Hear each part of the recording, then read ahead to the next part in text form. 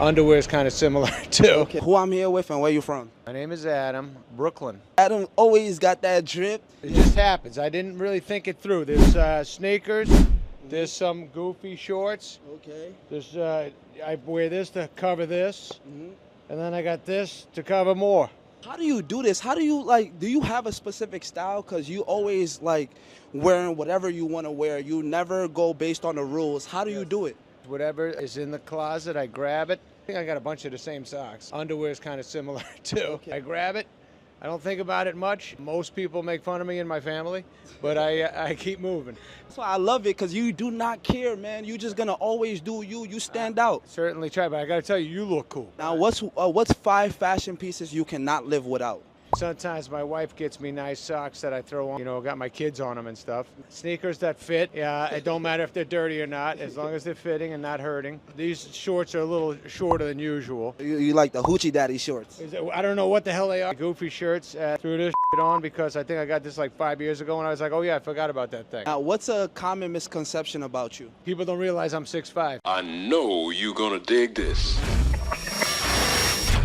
Let's go! Broadcasting live from the center of the universe. It's Business School Without the BS. Featuring optometrist turned entrepreneur, Dr. Robert Zellner, with USSBA Entrepreneur of the Year, Clay Clark. Welcome to the Thrivetime Show on Talk Radio 1170.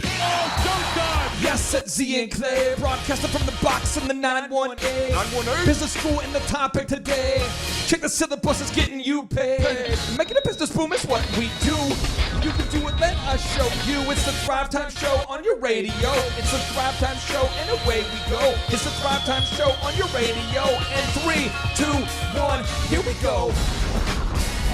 Boom, boom, boom, and boom. Welcome back to the box that rocks. It is the Thrivetime Show on your radio. Big shout out to the New England Patriots continuing to win, and then winning more. We are so excited that you, Thrive Nation, have decided to join us today on today's broadcast. And today we are talking about the art of getting things done. This is going to be a 6-part series now, okay? So this is the 4th installment of this series, The Art of Getting Things Done. And it may very well become a 10-part series because we've had such a great feedback from listeners out there who have just struggled to get things done for years. They just struggle to get enough time in their schedule freed up to execute, to knock things out. So move 24 is you want to stop emotionally engaging with social media comments and reviews about your business. Now, Reid Hoffman, the founder of LinkedIn and a partner with Greylock Partners, he said the fastest way to change yourself is to hang out with people who are already the way you want to be. So if you're around enormously successful people, you are going to notice that everybody that you are around who is enormously successful in business, as a general rule, there are some exceptions, they don't participate in social media the way that you think they do. They don't respond to comments and reviews. They don't lose hours upon hours of their day caught up in the constant pull of social media. So, John, you've worked with a lot of clients. You do a lot of the work behind the scenes to help clients get things done. Can you talk about how big of a problem it is for many people out there with social media and just being able to somehow pull themselves away from the great social media world without a little bit of mentoring?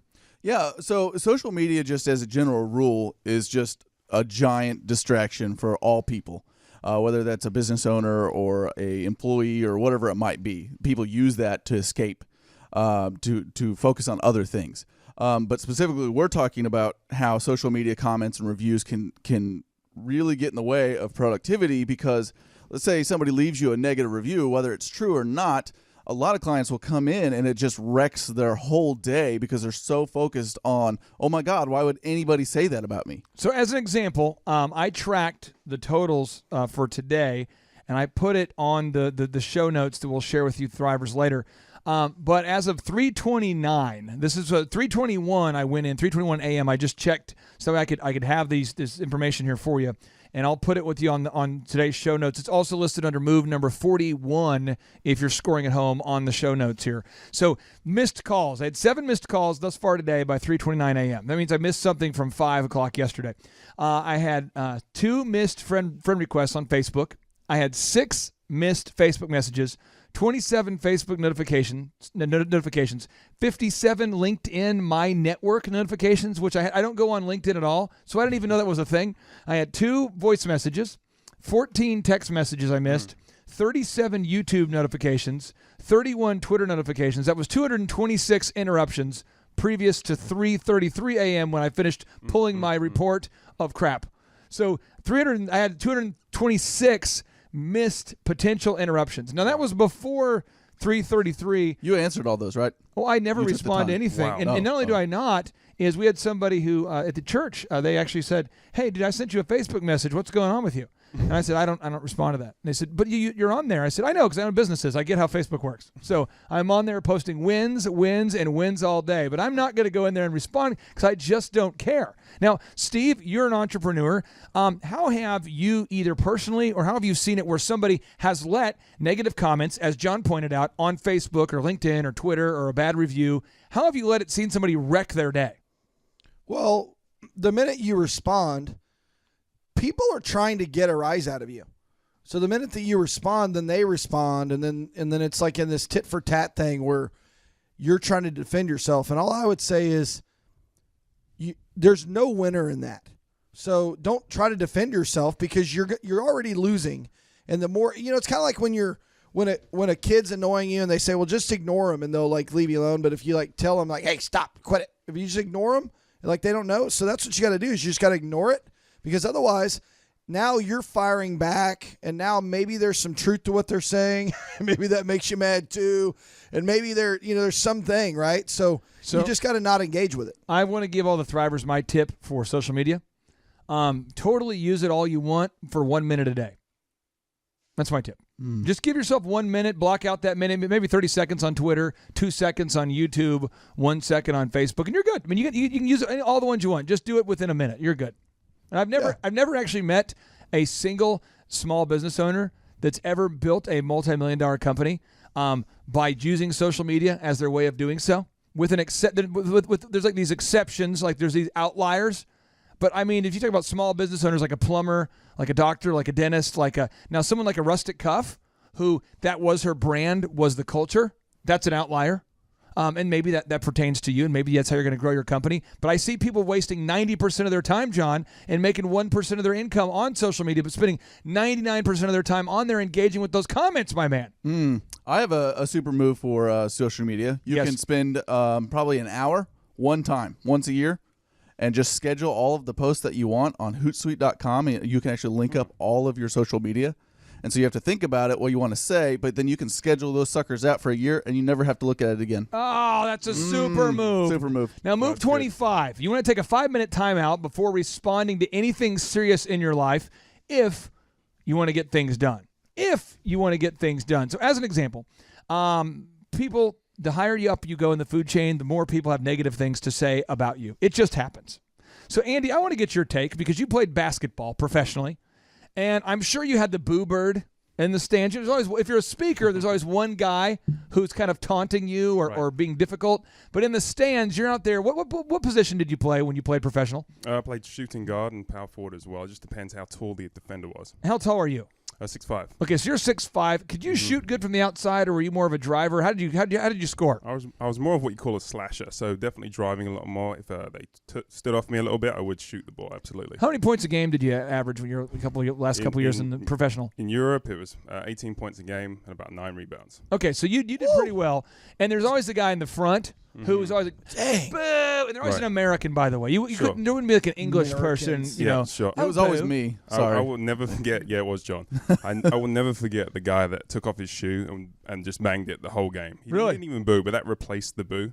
He would just bang the shoe the whole entire game. It's one of my moves too, Clay. It was very distracting. Yeah, Steve's move completely. It's very distracting. When I'm on the phone and I'm trying to get a deal from, I'm like, trying to convert him over to TLC to do a mortgage with me. Right. I just take my shoe off and I just bang it on the desk. And I don't say anything. I have a confession I want to make, but a funny story that pertains to letting someone get in your head. Because the principle here is you don't want to let people get in your head. So I want to ask you, though, first, how did you keep from losing your cool when someone was harassing you? Because we're trying to teach you this concept. You want to take a 5-minute timeout before responding to anything in your life, anything serious. Sure. How did you do it? How did you not freak out?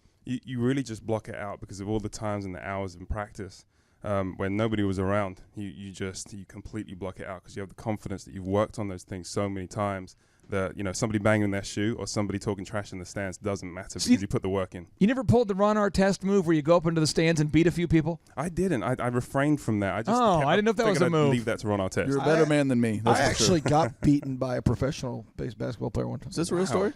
Wow. All right. But it's believable, isn't it? Right, Currington, you got beat up in the stands. It'd be cool if it happened. No, but here's what happened is, and I was going to Dassel-Cokato High School. We used to play against a team called Annandale, and I played boys basketball, obviously guys basketball, but the girls basketball team from Annandale, they had a very good player, and she could shoot three-pointers. Mm-hmm. Well, when she would inbound the ball right by us, we would dress up. We called ourselves super fans, and like 10 of us would just dress up, and my goal was to make them cry, the women. So what I would do is I'd find one person I would pick on the entire game. So I don't remember her name, but I know she was number 25. And I got my little, I got my flyer rolled up, so I could use this kind of like a miniature megaphone. And all of us directed our attention. So every time she would get the ball, or she threw the ball in and she was by us, we would just relentlessly talk to her. And every time she was a 3-point shooter. So she'd get the ball and we go, shoot it now! Shoot it! You are open! Just the entire game. And then when she would shoot, we're like, you're a ball hog! Your teammates hate you! Look at the way 32 just looked at you! Did you see that? I saw she can't look at you! And so the whole time we're trying to create gossip, but the people on our team were legitimately mad that she shot so much. And I'm like, do you see number 8? Number 8 wants the ball! You freaking... And we're just the whole time, her dad's across the stands. He's not very happy. I wonder why. But she's on your... She goes to your school, right? This is Annandale, a team we're playing against. Oh, okay. I was like, oh, my God. And so she's our best player. By about, I don't know, the second quarter, she's looking at us like a lot, running down the court looking. When she scores, she made a shot. She looks at us, and I'm like, oh, look at us. Just keep looking at us. You're feeding the monster. Well, by the end of like the third quarter, she's crying. And then the guys are like, dude, you should stop. I'm like, no, this is war. He just kept going. But it was like a deal where we got in her head. And when you get to the highest levels of competition, there are people that want to get in your head. Yep. They just do. And it's actually a move they'll do is they'll try to create infighting and dissension and deception and problems. So I just encourage you, if you're listening to today's show and you are finding yourself perpetually in fights, stop engaging in them. If you have a bad thing that happens and someone calls you and starts dropping F-bombs on your phone, Steve, you can relate to this. I can relate to this. People do that. You want to just take a 5-minute timeout and go, you know what? I'm going to call you back in 5 minutes. And then just think about what you're going to say before you say it. Because if not, it gets dramatic and you don't have time for the drama. You just don't have time for the drama. And Romans 12:19 from the Bible says, do not take revenge, my dear friends, but leave room for God's wrath. For it is written, it is mine to avenge, I will repay, says the Lord. So basically, they're going to get theirs from the Lord. From the Lord. It's kind of, I mean, seriously, don't try to take all the vengeance in your own hands. Now, move number 26. Don't allow yourself to be guilted into doing things that you don't want to do. Oh, yeah. John, I'm going to start with you on this. You see clients all the time who say, I can't update my website. I can't manage my sales team. I can't do XYZ 1, 2, 3 because I have to serve on this board, because I have to do this activity. And you're realizing you don't have to do it, but they almost feel, John, like they have to because they were guilted into doing it. Yeah. You see that all the time. Well, clients they'll use other things for excuses on why they can't work on their business and grow their business. And we all do that. We all, we'll find something so we can put something else off. And just as humans, we do that. I will say this. There's nobody who's going to call you and go, John, you've got to put it on your schedule to optimize that website, unless you have a boss. So if you own your own business, no one calls me and says, you've got to write that book. There's a huge sense of urgency. You have to write that book. If you don't write that book, you're going to let us down. Nor does anyone say, good job when you finish it. True. Right. I just put it on my agenda and say deep dive 14 hours. Deep dive. There it is. And then I never do it. I mean, it's so important that you don't allow yourself to be guilted. I'm just telling you, this is so important. You have to learn to say no to things. Warren Buffett, he once said, the difference between successful people and really successful people is that really successful people say no to almost everything. Yep. But I encourage you to say yes to one thing. Go to thrivetimeshow.com right now and subscribe to the podcast and claim your free copy of the Start Here ebook. You're listening to the Thrive Time Show on your radio. Stay tuned. up, it's showtime. Showtime. Guess who's back again? Oh, they don't know. Oh, they don't know. I bet they know as soon as we walk in. Showed up, I'm wearing Cuban links. Designer mix. Get ready to enter the Thrivetime Show on Talk Radio 1170. I know you're gonna dig this. I want to welcome everybody to the Thrivetime Show. You're listening to the sounds of a business coach. Welcome everybody to the Thrivetime Show. I've got 5 kids and now you know. See, I was born on November 5th of 1980, a day after Reagan beat Jimmy Carter, baby. And from that point, my mom and dad was out to save me, a Christian family, and that's the way it was meant to be. See, I didn't see the light until my son could see, but I learned to rock the mic in the high school scene. A young DJ with the $1 million dream, numb to the pain that rejection brings. So I, like a sod farmer, sweated for that green. Now I'm on your radio with a thank you and please share this podcast with a friend or enemy. Now let's talk some business from Clay to Z. Boom. Aw, Thrive Nation, welcome back to the conversation. It is the Thrive Time Show on your radio. Now, typically, it is ecstasy when Z is next to me, and he is here. But he's out expanding his vast entrepreneurial empire today, and so we must push on with great enthusiasm and great momentum. We must try to replicate the aura of Dr. Z, and we're talking about the art of getting things done. And we're moving on to move number 26, which is don't allow yourself to be guilted into doing things that you don't want to do. Eric Chupp, you're a business coach. You've helped a lot of your clients to have massive success. Just the other day, I believe the folks at Keystone Harbor were celebrating a massive win. Massive win. Their rental boat fleet that we helped them market through the summer, they talked to their main competition out on the lake, had a good friendly conversation with them, but towards the end, the guy said, "Oh, by the way, whatever you guys are doing about these boat rentals, you killed my summer. I didn't rent a boat all summer." Nice. So Killing it was the competition. Good win. Killing the competition. When it comes to this not being guilted into things, this is a huge problem with nice people, right? People that just want to go along to get along. And there's a Tim Ferriss quote, the guy that wrote the 4-Hour Work Week. He says that a person's success in life can usually be measured by the number of uncomfortable conversations they're willing to have. If you're a nice person, you got to have these uncomfortable conversations to you. Just say no. Just say no and move on. It doesn't have to be an emotional thing. I know for me, the stuff that I get asked to do all the time that I don't want to do and I'm not going to do never ends. And so, as an example, I don't drive fast through our parking lots. I don't, because I just don't. There are speed bumps that I typically go over on the way to the work. I do it. But you know what?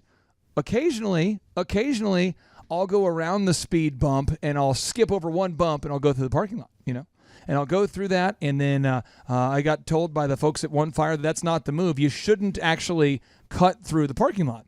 And so because we shouldn't cut through the parking lot, I decided to not cut through the parking lot. But there's other people on my team who haven't had that message. They didn't know. They didn't know you shouldn't cut through the parking lot. And so every day there's probably a new company, a new customer, a new somebody who cuts through the parking lot and goes around the speed bumps because, Steve, it's a vast empty parking lot that separates the golf place. What's the name of the golf place? Flying T. Flying T from our offices. And I bet you there's not a day that goes by that somebody who I don't know and I've never met is going to violate the rules of the parking lot, where they're not going to go over each and every speed bump methodically. Right. I am not going to take time out of my schedule to host a seminar with new customers and employees about how to drive a car because I don't want to.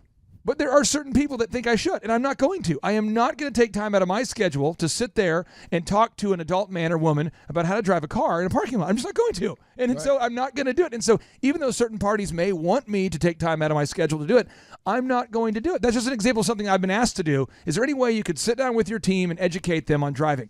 No, because they're going to go through other parking lots. And if a parking lot's vastly open, empty, I get it how if you're a 45-year-old man who has a solid mind or a 45-year-old woman or a 25-year-old, how it makes sense to not go over the speed bumps. And I get it. And I guess if it's not going to be improved, that's okay. But that's something where I've been asked that. I've also been asked to volunteer to speak at certain organizations for lunch, and I never leave the building. I'm just not going to leave the building during the day. Yeah. And I don't want to leave the building during the day. And Chup, you see this all the time. People they'll ask, "Yeah, hey, could you meet for lunch or dinner?" Yeah. And I never leave the building. No, these are booked up. I'm all booked up. And I don't think I don't think I'm doing that though to intentionally be a jerk. I just want to go home and see my kids. And so well, your life is purposeful, right? And you've set a schedule and you have to follow it, because if you start deviating from that path, that's a slippery slope you get on, and then you get used to not following your calendar. So you have to have that in your life. But does it not irritate people? Oh yeah. And people think that just because they call you, or just because they email you, or just because they text you, or just because they reach out, that you're now required to respond, and you're not. Now, John, you've seen when purposeful people are intentional about not responding to everything. It irritates people. So, what's typically the reaction that you see? Because you've seen the reaction of people who just don't get it, that we don't leave the building. Yeah, they don't understand it, because they think that you should do, like what Steve's saying is, if they ask you to do something, now all of a sudden you're obligated to do it for some reason, and in their time. And when you tell them no, like, it just really angers them, and it makes them hurt on like a deep spiritual level. And like they're in the corner and they're like. But what's great is you do that enough times to the same people, and then they just stop asking you to do things. Well, here's another example. There's a group of guys I know very well, and there's probably 6 or 7 guys, and each one of the guys have asked me about 5 or 6 times to go camping. And every time they ask, "Can you go camping?" I always say, "No, I can't go camping." And they go, "Well, why not?" And I'll say, "Because I'm just not a camper. I don't." They go, "No, you really don't know. Like the Illinois River, it's so fun to float down the river. It's so exciting to go to the mountains. It's just awesome. It's majestic. You should go." And it's almost like all of a sudden, though, people who are not passionate about any area of their lives are passionate about floating down the river. Right. They're not passionate about doing sales for their own business, but they are passionate about getting me to go. So now every time you see them, they're like, "No, you really should go. You really," and I'm like, "I'm not going to go." And then finally we have to the awkward conversation where I'm like, even if we believed that the second coming of Christ was going to happen at that campground, it would still be doubtful whether I would go, because I don't camp. Right. You know what I'm saying? And but people, I guess I'll miss out on the coming of Jesus Christ because I'm not going to go camping. Well, the reason why you have to take such a hard stand on this is like what Chup was saying, is like, once you open that door to be guilted into things, it's a slippery slope, and it never ends, because keep growing. It'll keep, this one more thing. How about this photography company? I used to have a photography company, and brides used to love to call on the week of the wedding saying, "Hey, I have an appointment at 4. Is there any way we could move that to 6?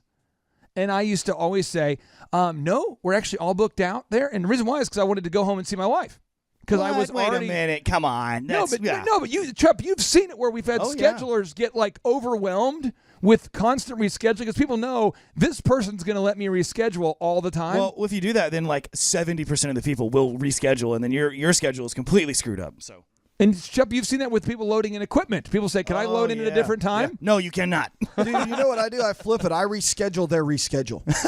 back to the original time. Oh, yeah, that's how I get them. I got to reschedule that back to the I'm like, original time. yeah, we can totally do that. And then I call them 10 minutes later, and I'm like, "Hey, we need to reschedule back to 4. And we come back from the break, we're going to be talking more about the art of getting things done. And specifically, move number 27 is you need to stop buying things that you don't need. It is so important that you quit purchasing things.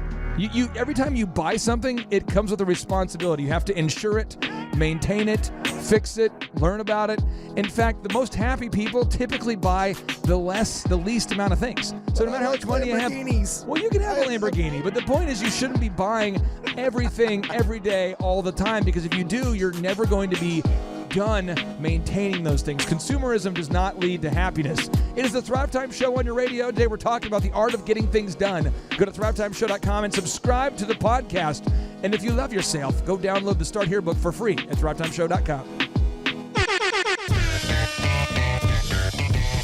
Live, local, and now, broadcasting from the center of the universe and the Thrive15.com world headquarters, it's the Thrivetime Show.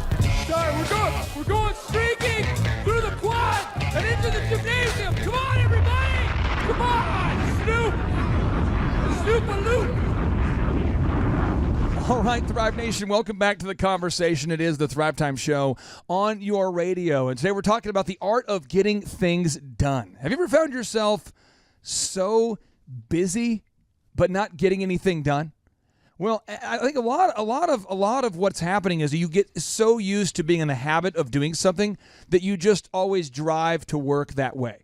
You always do your Saturday that way. You always spend your Friday nights that way. You always engage in conversations that way. Well, if you always do things the same way, you can't get frustrated with those results. But if you want to change the results, you need to learn how to become a more productive person. And so I am teaching you the 66 moves that Z and I use. And you might not agree with the ethics of all of these things, but they're the moves that we use to get more done. Now, if you don't want to get a lot done, or you don't want to get as much done as we do, you don't need to maybe implement these moves. But move number 27 is you need to stop buying things. Dave Ramsey says financial peace isn't the acquisition of stuff. It's learning to live on less than you make so you can give money back and have money to invest. You can't win until you do this. Dave Ramsey was he is an American businessman. He's a radio talk show host, best-selling author, very, very wise in the area of personal finance. So I'm going to start with Andy on this. So Andy, you have been blessed to have high-income jobs, and now you're obviously a business coach here with the Thrivetime Show, and you have Rise Consults, which is a medical consulting company, and things are going well for you. And you obviously have a nice home and you have a nice car, but how do you draw the line in terms of when personal spending needs to stop? Because I think there's people out there that earn and spend, and they keep spending more, so they have to earn more, and that gets in the cycle where they're not ever really happy because they're just on that treadmill. Talk to me about how do you personally, at the Matherin house, how do you decide when to stop spending? Sure. I think there's a big habit over here of going out to eat a lot, which can really eat up some of your finances right there. So just cooking at home, is a big thing. My wife enjoys that, and that definitely saves us a lot of money there. We're not eating out every single day. We try to just be careful. We have the 5 children right there, so we're very aware of that. We know that there's weddings coming up in the future. There's college possibly. Are you guys in a contest, you and Matherin, on kids? Yes. Well, is that what it is? We copy everything they do for the most part, so that's why we have 5. Well, I had a heck of a time at the Steve Martin concert last Saturday, but Dr. Z upgraded us to a suite. Vanessa and I, so we're staying in a nice suite there. Nice. And he actually, and Eric Chubb will come back on after the break and will explain to us, but Dr. Zellner claims that as an optometrist that he has the capacity, the ability to reverse a vasectomy. He just said he needed a blunt butter knife, and then he could make it happen. Oh, yeah. He's a doctor. If he said safe it. and sterile. Sounds very sterile. It doesn't matter. He's a doctor. John, were you at work the day he removed the staples out of Tim Redmond's back? No. Well, I mean, I'm sure I was at work, but I did not physically see Did you see that? Steve, were you there? No. Again, this was at 16th. Someone stapled him? This was at 16th in Boston, and Tim had surgery on his back or something. And Dr. Zellner loves to just joke about his capacities as a doctor because he's an optometrist. And he says, Tim, I could remove those stitches. And Tim goes, from my back? I mean, I've got to go, because he had to go see, when you get surgery, you have to go see a specialist to remove these things because they're like, and he goes, I'll remove them for you. And Tim is like, let's do it. And I'm going, what is going on? So next thing I know, I'm not kidding. Tim Redmond is shirtless in our office upstairs. It's probably in the history folder. He's shirtless in the office upstairs, and Dr. Z is removing his staples, and he tells one of our team members, he goes, go get me some rubbing alcohol, which we don't have in the office. And he removed all of his, I'm not kidding, he removed all of his stitches. So I think he's actually secretly wanting to get into the reverse vasectomy business. To give it a shot. Love it. I'm like, no, it's not going to happen. So anyway, if that surgery, if that procedure were something I would do, Steve, then I could have a 6th kid. But for right now, I'm personally capped out, my friend. It's not impossible. Well, I would say, the point says stop buying things you don't need. And for some people, you might say, stop having children that you don't need. I mean, you can only have so many. I mean, come on. Steve, are you in favor of having a small family? Are you kind of in that whole? Are you part of the Chinese government, or what's your? No, and we need our kids. No, okay? I just had the second kid I had was a daughter, and Clay, I know that you have 4 of them. So yeah, my wife said I would have more kids, but I'm afraid I'm going to have another daughter, and I don't want to have another daughter. And I don't know how you do it because I have one daughter and I want to put her back. It's like, take her, put her back. I tell her all the time, Emma, get back in your womb. Get back in your womb. Get in your womb. And we're going to have a separate show after this show called Parenting a Daughter and the impossibility of putting your child back into your womb. Yeah, exactly. I will not Dr. be there Z for can this do it one. with a dull butter knife. We won't be here for that show, but move number 28, commit to simplicity.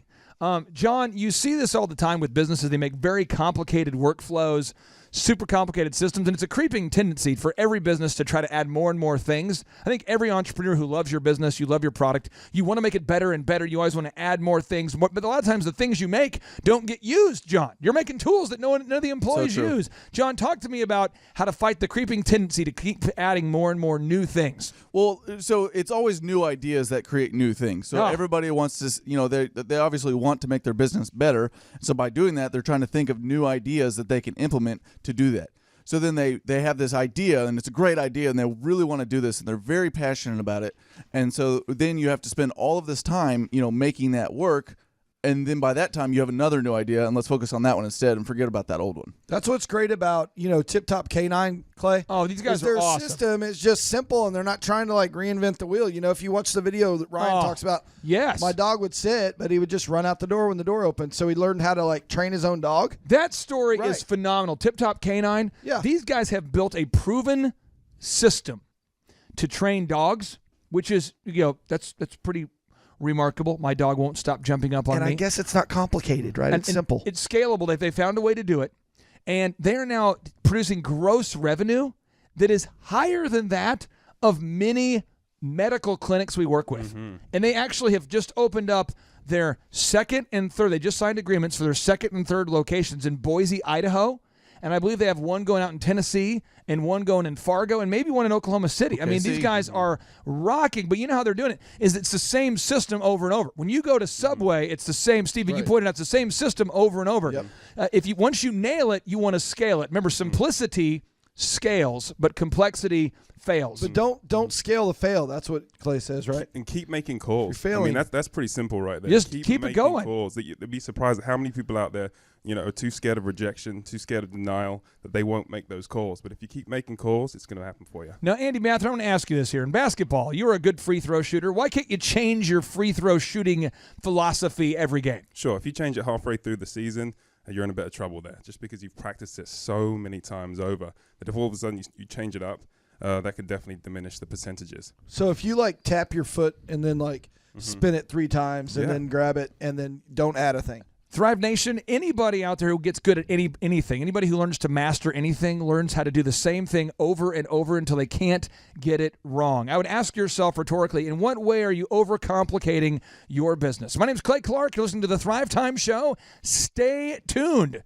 I can feel it. I can feel you staying tuned. I can feel something in the air tonight. Woo! Yes!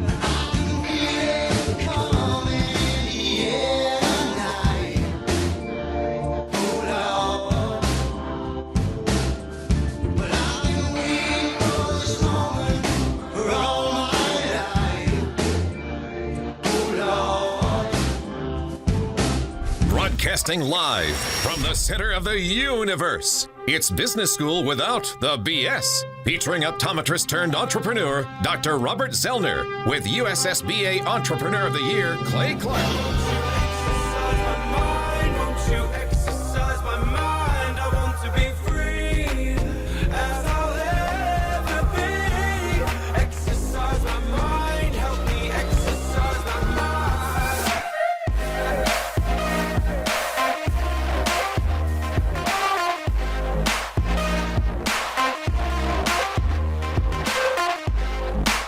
Thrive Nation, welcome back into the conversation. Is the Thrivetime Show on your radio. If you've ever struggled to have time freedom, this is the show for you.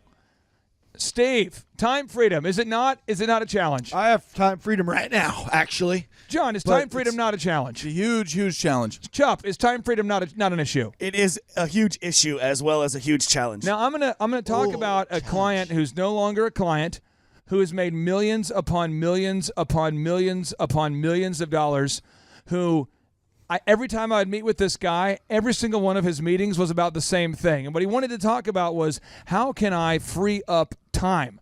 And the sad part was he had the money to be free, but he always wanted to do ridiculous website updates. And John, you know who I'm talking about. This guy would always want to do endless website updates, endless print pieces, endless videos, endless podcasts, endless things, always just in a perpetual wanting to stay busy. But they would always say they wanted time freedom, but at the end of the day, they just wanted to stay busy, or at least subconsciously they did. And it's I just encourage you today to ask yourself, do you actually want to have time freedom? Because if you don't, that's fine. If you want to stay perpetually busy doing a big to-do list of things that don't matter, then stay busy. But if you want to have time freedom, you've got to commit to simplicity. John, I want to get your take on this. If a client came to you and said, so here's, you can go ahead and hit me with the Wisdom baseball bat. And there's a Wisdom baseball bat, and it's, if you hit me with it, I learned, but it's kind of a painful, but it's, whoosh. If you could just hit me right in the face, just crush me in the skull about simplicity, I'm ready to do it. You don't have to worry about my feelings. I just want to know, go ahead, let me have it. Hit me in the junk with the Wisdom bat. Go for it. Well, okay, so what I would say is instead of trying to reinvent the wheel, just use what already works, right? Come on now. So, like, everybody wants to come up with this crazy new, like, innovative product, and see if it works. Yeah, I got a wheel. It's an oval. But you feel like you're floating down the road. If the goal is time freedom, right? Then find what works. Or look at somebody else that already knows what works, duplicate that, and then stick with that system so your business is working. Then you can work on your time freedom. Well, I'd rather, focus on innovation, Chup. I don't want to do what works. You know what I'm saying? We got to innovate. I'm more of an innovator. I'm more of what I would call I'm more of I go to the coffee houses a lot, and I have a bunch of ideas, a lot of apps. I grind at the coffee house. You see what I did there? I am not an app developer, nor do I know anybody. But that doesn't freaking stop Tom Brady, does it? Remember Tom Brady's app, the one he made where... Back to you, Chup. Yes. Well, one thing that when we're talking about committing to simplicity, if you're in management or you're owning a business, I see this a lot where people want to start to automate everything as they get a little bit of success, and they start hiring more people, and they want to put this crazy complex software in place. And the thing is, your employees are never going to learn how to use all of the functions, so you're going to spend all this money on an expensive software.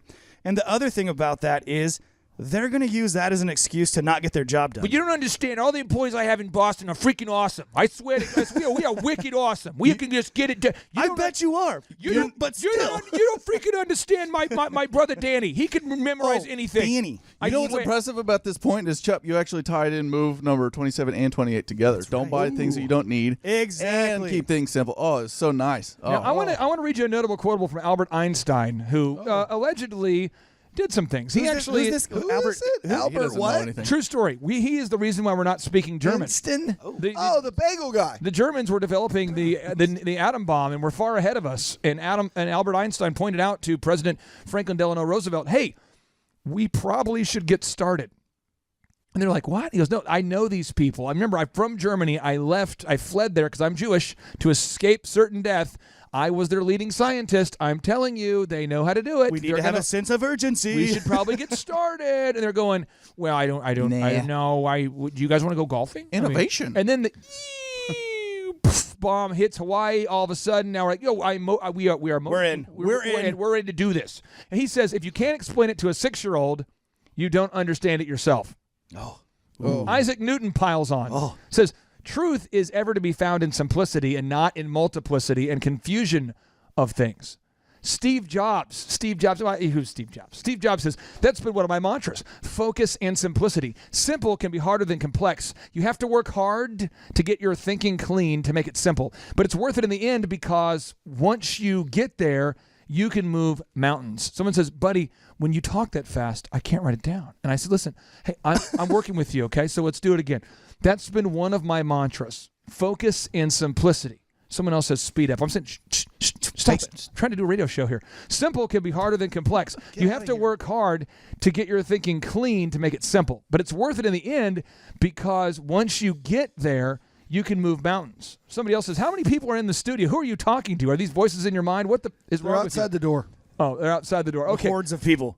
Tom Peters, best-selling author. I love his book, The Search of Excellence. That book right there is a book I don't talk about a lot because I don't think the average person could handle reading that book. I think you read it and you go, I don't want to read it. And then about chapter 2, you go, yes. Chapter 3, you go, I'm riding this train, yeah. And then in chapter 4, you realize only successful people have read that book. If you want to go out to dinner with a CEO, he's read that book. And you realize, I can't read, it's not a best-selling, like in terms of you can't reference that book when talking to like What's your it called average friend. again? It's called In Search of Excellence. And one of the things he points out in the book is that, just as an example, I am very very, very, John and I are probably in the top 10% in the world of search engine optimization. I'd say not top 10%, probably top 1% of search engine optimization experts, where people from all over the world used to hire me to come and speak to their company because I'm awesome at it, because I've spent a lot of time on it. A ton of time. I've read all the books, and then when you're not spending time on it, I'm spending time on it. And then when you're not working on it, John and I just hired another consultant, Bruce Clay's firm, the guy who wrote Search Engine for Dummies, to educate us yet again. It's a never-ending pursuit of excellence. Not only have we read all the books, we actually wrote a book. We did. We wrote a book. The Search Engine Manifesto. That's all right. I think there's a guy named Jonathan Kelly's name on there's that. a guy in there. That book is available right now for free. You can download it. It's part of the Start Here book. It's available for free download at thrivetimeshow.com. And the reason why I say this, though, is Tom Peters points out, anybody who's awesome at something just does the same thing over and over and over until they become the best.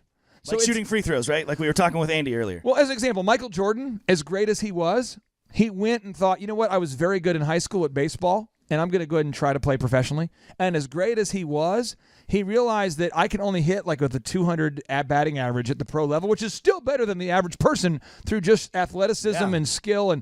But you can't be great at everything. So you want to be awesome at one thing. You want to dominate that thing. And he says almost all quality improvement comes via simplification of design, manufacturing, layout, processes, and procedures. You know, Taco Bueno, they didn't say, man, things are going so well here at Taco Bueno. Why don't we open up a Jiffy Lube? Right. Because they just keep opening up more Taco Buenos. That's like LaMode Cleaners. Same thing. That's why they keep opening up LaMode Cleaners and not taco stands. 9 locations. You don't see LaMode out there at LaMode and Jiffy Lube. Now move 29. Avoid the physical and emotional presence of chronically late and emotional people. Oh, yeah. Okay. Going to go with John. Joel Osteen says you cannot, this is what Joel Osteen would say. He says, you cannot expect to live a positive life if you hang with negative people. That's how Joel Osteen would say. He goes, you cannot expect to live a positive life if you hang out with negative people. Your impression of him is spot on. Joel, it's kind of like Captain Kirk meets Joel Osteen. I'll work on it. I'll get better at it. But anyway, we'll try again. It's improvement. Kirk Osteen. John, walk us through this. Yeah, so the thing about people that are always late is somehow they want to put that now on you because they came into the meeting late. You should continue on your meeting a little longer to make up the fact that they were late. That's just one of those people. Then the emotional people, oh my gosh, these are my favorite. They're like everything's on fire. Yeah, everything's on fire. I want to whine about every single thing, and then now somehow my problems are your problems. We share problems, and let's talk about it. What I want to do is we had a person we hired that I think made it for 2 weeks. I knew this person. I'm going to call this person White Pants. And I want you to share the story. Everybody's talking about my white pants. Oh, nice. Oh, wow. After this, Chup is doing a live concert. Everybody's talking about his white pants. White pants. White pants. White pants. Diverse on. pants. Why can't we have diverse pants? Yeah, why can't they just be pants, guys? Why does it always have to be pants? That's true. Why does it right? Okay, I'll admit fault in this. Is my fault. Yeah, it's just pants should be technicolored dream pants. Those pants were offensive for many people of all different races, colors, nationalities. And I'm tired of it. I'm not actually going to wear pants anymore as a protest. Yes, I'm flipping the script. I'm putting on black pants. When we come back, we're going to talk about white pants and hiring emotional people. This person, they somehow made it through our group interview process. They were a bad hire. Yeah. And I think they made it about a week and a half before they were attacked by the Cobra and fired for being an idiot. Stay tuned. It's the Thrivetime Show on your radio. If you are looking for the Start Here book, the world's best business book, go to thrivetimeshow.com and get your copy today. Start Here. I feel my heart beating. You make me feel like I mean, I remember some bills of $4,500 a month just to get leads that I was having to pay for. And that's only get a lead and a contact, to where now I'm paying you $1,700 a month, and I got 80 some leads last week alone, and I paid you $1,700. And to me, that was huge for my industry. That was one huge thing that just blew me away. Okay, folks, money is a magnifier. That's what it is. Money's a magnifier. It's an amplifier. It just makes you more of who you already were. So as an example, if you're a complete jerk and you make a lot of money, you'll become a bigger jerk. And on today's show, we're interviewing a longtime client who's a really nice, kind, decent person. He doesn't claim to be perfect, nor do I think that he's perfect, but he's a guy that I use over and over and over. I utilize his services to plant trees and do landscaping for my family, for my business, because I really enjoy him as a person. I consider him to be a friend, and it's been awesome helping him magnify and grow his business. And without any further ado, we have the founder of Outside Inc., Paul Sullins. Welcome onto the Thrivetime Show. How are you, sir? Doing good, Clay. Thank you for having me. So, Paul, I got to ask you here, and correct me if I'm wrong. I'm looking at your tracking sheet, which for anybody who's out there who's a client, we look at the tracking sheet. And last week you had 89 leads. So 89 people reached out to you to inquire about hiring you to do landscaping, pool maintenance, backyard work for them outside, remodeling kind of work. And then I'm looking at your tracking sheet like a year ago, and you were getting like 4 or 5 leads on a weekly basis. Can you maybe walk the listeners through what it feels like to be on the receiving end of 89 inbound leads in 1 week? It's a little scary, to be straight honest with you. It's awesome just to know that the amount of work up front that we put in is actually paying off.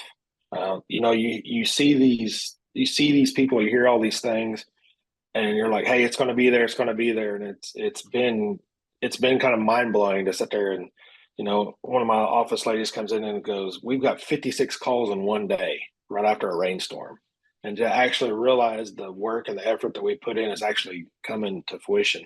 It's been amazing. Well, what I'm going to do is I'm going to pull up your website, and I'm going to showcase what you do so people can get a little context to know you're not a hologram. Outside Inc. Irrigation. Outside Inc. Irrigation is one of the websites. Also, folks, if you do a search on Google for Outside Inc. and the word Tulsa, you can find the website outsideinc.co. So 2 different websites there. When you go to outsideinc.co, we look at the service you provide. It's French drains, it's landscaping. You do monthly home maintenance. If you look at the irrigation services, you guys are doing irrigation system repair and installation. So you're not the only guy in your market who's providing irrigation systems or French drains, but you're consistently getting a lot of leads. So I want to focus on the 4 aspects of business growth. There's a lot of them we can focus on, but I want to focus on 4 today. The first is marketing. You've got to get reviews from happy customers. Every single week I harass you about this, and every week you show up with more, but these are actual customers that have actually done business with you. Can you talk about the importance, and I'll hit play, but I'll hit mute as I'm playing these. Can you talk about the importance of gathering objective video reviews from real customers each and every week? What kind of value has that made when you're even talking to prospective clients? It's made a lot of difference. I mean, a lot of the phone calls, we'll sit there and go, hey, we're the highest rated, most reviewed company in Tulsa. We do all these things, and they're like, yeah, we know. We went to your website, and we saw the clients speak about what you had done around their houses and how well you communicated with them, and that's how we decided to work with you guys. So it's just I've put on so many different client reviews and interviews on the webpage, and it's been completely different. Through some of your training and seeing some of your different videos from the business shows that you put on, Clay, I've noticed that we don't have to have the best looking and the most entertained TV produced videos. It's just getting videos of real people in their backyards, in their yards, and actually talking about you as a person and the products that we've done for them and how they've enjoyed it. How often, when you meet somebody, and again, we're focused just on marketing right now, when you meet with somebody, how often does the potential buyer reference the fact that they've watched a video review or have looked at examples of video reviews on your website as a percentage? Like, how often do they reference, yeah, I've seen some of the videos, or I've seen some testimonials? Percentage wise, I would say at least 25 to maybe 50%. I have a couple different sales guys, and I have some ladies answering the phones here. And I mean, I'm hearing it all the time. I've got an office right next to the lady answering the phone. And, she goes, hey, how did you hear about us? Well, we Googled you. And then it's like, oh, hey, this. And they were like, oh yeah, we already looked at your website and saw all the views, all the video reviews you've done. So, I mean, it's all the time. It might be more than that, but I would say in the neighborhood of 25 to 40%. And again, if you're talking about marketing, folks, we're talking about marketing. It's VISM. There's other details, but everyone needs to remember this. VISM, video reviews, images, search engine content, more reviews. Let's hop on to images. You're constantly gathering images of your projects. So it's not an event. I think a lot of people think planting a garden is an event, and it's not an event. I think people think that getting married is an event. It's not an event. I think people think that raising a child is an event. It's not an event. It's a process. Every week you're gathering images, before and after images of projects you've done. How has that paid off? Just the consistency of adding before and after images of projects. It's been it's actually done it quite well. It gets my guys, number one, it helps my staff and us know that, number one, because as the owner of the business, you can't be on every job, as you grow, it helps me know that the guys are doing what I'm wanting them to do in the field. My company is actually being portrayed the way I want it to be portrayed. But then also, people always look at a company and look at, we pull up in a nice fancy truck and they're like, oh, these guys, all they're going to do is the big fancy jobs. And not all our jobs are big and fancy. I mean, we talk and we work for the average Joe, the average person in the background. So when they're able to look on, and see some of these photos of it, just a little small French drain, or we poured a little 10 by 10 concrete patio, it actually helps us relate better to the clients and the customers in the field. I feel just having all those videos and pictures. Just to be super clear, again, video reviews, got to get them every week. Images of projects. You do a great job with that. Search engine content. Our team handles the optimization, the ongoing updates on the website, so you don't have to mess with that. How much does that help knowing knowing that you don't have to go in to your website and figure out how to code and update a website every week?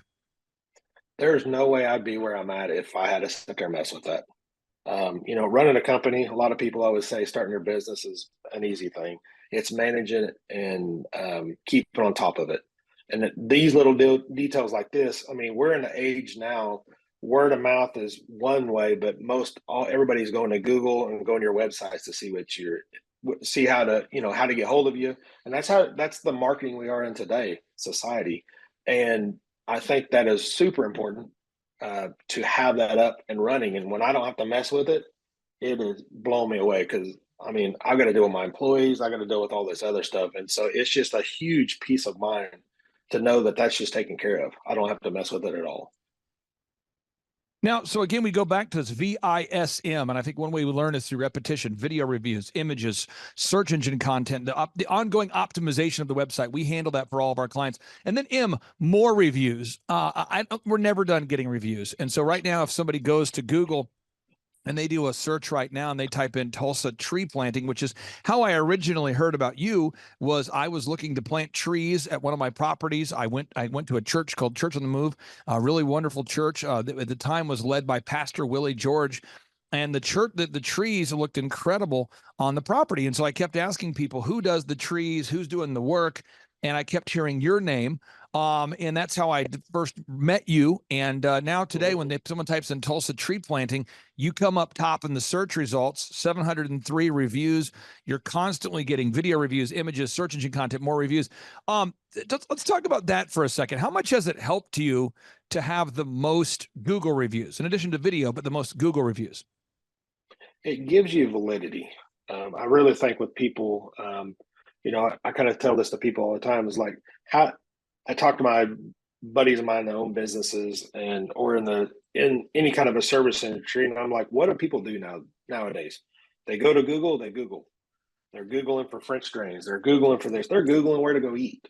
And if to be at the top of Google gives you the opportunity to actually talk to a client and to bid it. Now, we still have to go out and sell the job to the client, but it's been very important and very helpful to be able to be at the top, to be able to get that. I don't know if I quite answered your question. No, this is great. And you've got the 4 aspects of business I want to focus on today. Again, step 1, marketing and branding. We covered that. The web branding is just anything people see: the website, the print pieces, the logo, the auto wraps. we handle all that with you. We do a lot of that work behind the scenes. That's marketing and branding. The second step is sales. Sales is converting an ideal and likely lead or an ideal and likely buyer into an actual buyer. And I believe that a lot of times, and I've worked with companies in the past that helped me with my marketing when I was first starting DJConnection.com, and I would say, well, yeah, I'm getting a lot of leads, but I'm not selling anything. And they would say, we don't really help with that. We just focus on the marketing or just the branding or just, I want to get your thoughts on the sales thing. You do a very good job of tracking. I won't share your tracking numbers on today's show, but you do a very good job of tracking. This is how many leads that came in. This is how many people bought. How has that helped you measuring and tracking your sales? Number one, it helps me because as I've grown, I've got multiple salesmen that work with me. Number one, I'm able to see what my guys in the field are selling every week. And it also gives me time and to see, or not time, but gives me the capabilities of looking and seeing how our ebbs and flows are in my business. Because I'm an outdoor service company. So in the springs and the falls, it's able to see when I need to gear up for employees, when I need to gear up and get guys ready for stuff, when our downtimes are. So, over the last 2 years, I'm able to go back and look at going, hey, January and February is going to be real slow. December. So I really need to start as a business owner in October, September and October, start pushing sales and start finding different ways to be able to get more business to keep my guys going so we can book out over that time. So if I wasn't able to track my sales, my leads coming in, the jobs were sold, I wouldn't know. You get so busy in your day in, day out, you don't focus on that stuff. And, me meeting with you every week as a business coach and able to sit there and look at that stuff every week, you get trained to be able to look at that stuff and be able to see stuff ahead as you're growing your business and not looking in the rearview mirror going, man, I wished I would have kept that going, or wished I would have known about that 6 months ago, because then I would have been able to adjust then to help us now. And now I'm sitting there going, hey, I got to make money to pay bills, and we got to get some jobs sold. And I'm working in the rearview mirror trying to get stuff closed that we should have been working on 3 to 4 months ago. Now, most of the clients I work with, I charge clients a flat rate of $1,700 a month plus a small percentage of growth. And the idea is hopefully I'm the cheapest employee that you have. So you look at it and you go, okay, I'm paying this guy $1,700 a month. Okay, hopefully I'm the least expensive person on the payroll, the least expensive line item. But over time, once we produce fruit, hopefully that small percentage of the growth makes it all worth it, and so that's the idea, is to achieve that true win-win. And so the third aspect of the business coaching I wanted to cover on today's show is management. So you look at a great project like this, you got to do marketing, branding, true. Step 2, you got to do sales. But 3, you got to manage. And I think that most people who are self-employed feel sort of isolated and annoyed. I feel like most self-employed people feel isolated and annoyed. They feel like, am I the only one seeing the level of jackassery that is often allowed in the American workplace today? And I have to work with all my wonderful clients to teach best practice management systems. And I think you do a fine job of that. That's something that you, in my opinion, is one of your strengths. You do a very good job of communicating the expectations directly to the client, and you manage those expectations. You tell the client, hey, Mr. Smith, hey, Miss Smith, we're going to have your pool, your pool remodel, or your pool fix, or your pool house fixed, or your outdoor siding project, your outdoor landscaping. We're going to have your retaining wall. We're going to have whatever the project is. We're going to have it done by this particular day. It's going to cost this amount of money. And you do a very good job of managing that relationship with the client and then managing those employees behind the scenes. Can you talk to us about the importance of just mastering management techniques? Well, I don't know if anybody's ever a master. One of the things I've learned, and I've had clients over and over in my field sit there and go, man, when you said you were there, you were there. You were there every time you said you were going to be there. And you did what you said you were going to do. And that, number one, I like to be a man of my word. I mean, I like to be able to tell people when we're going to be there. I work in the outdoor industry. I mean, it rains. We're in Oklahoma, so there's, you're going to have delays. But setting those expectations with the clients, number one, helps me for, to be able to go, hey, it's rained. I can't get it. We've been delayed because of this. And setting those expectations up front makes for a happy end product with your clients. And just going through the process, say, hey, right, even when I sell the job, I'm like, hey, we're the highest rated, most reviewed, company in Tulsa right now. And here's the reason why. But that also comes with, we're really busy. We're not going to be able to get to you tomorrow. And the thing is, the people that can get to you tomorrow are probably not going to give you the best product. And setting those expectations with the clients up front, letting them know, hey, we're going to be a little behind. We're 6 weeks out, we're 8 weeks out, and letting that client know that, and then keeping them up to date. Then the client knows, hey, they just didn't take my deposit, or they just didn't take this and just disappeared. They know that, hey, we're coming down, we're there, we're still there, we're going to get it done. So I think that's one of the things that's helping really to set with your clients, and it makes it important to them at the end, because they know, some of these jobs are an investment for their backyard. It's a lot of money for them on some of these projects. And it's just like, buying a house, you want to know that you're getting what you're paying for, and it's going to be there when you expect it to be there. And we could share just hundreds of video testimonials or Google reviews. I'm just showing some examples here. But again, the final area I wanted to cover on today's show, again, I'm just making sure we're recapping. Marketing and branding, that's how you generate leads. Second step is sales. You convert ideal and likely buyers into sales. 3 is management. You have to manage the expectations. And then the final step is accounting and what I would classify as merit-based pay. At the end of the day, it's not how much money you make, it's how much you keep. And I just don't think that most people think about that when they're growing a business. And that's becoming an increasingly part of our ongoing conversations, is making sure that, because you're the kind of guy that quotes a customer a price and you hold yourself accountable to not changing your bid on the client. But that doesn't mean that subcontractors or employees won't try to change the game on you and all of a sudden drive up your expenses. So can you talk about that final step of just the accounting? Because I think a lot of entrepreneurs, when they look out for them, when they reach out for a business coach or a consultant, they don't think about the accounting. But I would argue, as we continue to grow Outside Inc., the accounting aspect of your business is becoming a bigger part. I firmly agree. I just come out of a meeting talking about accounting and bills and what's coming in, fresh on my mind. And as you grow your business, one of the things, I think, as you're young, you're just trying to get jobs done. You're just trying to get whatever you can go. But as you grow, it becomes a huge part. It becomes, I think, more than what most people think it's going to be. And getting, keeping the money and keeping the accounting, it's just like this last year, Clay, me and you had been talking about, doing merit based. Because I think if you pay people enough where they're comfortable, they stay there. They don't want to grow. As your business grows, you want to grow.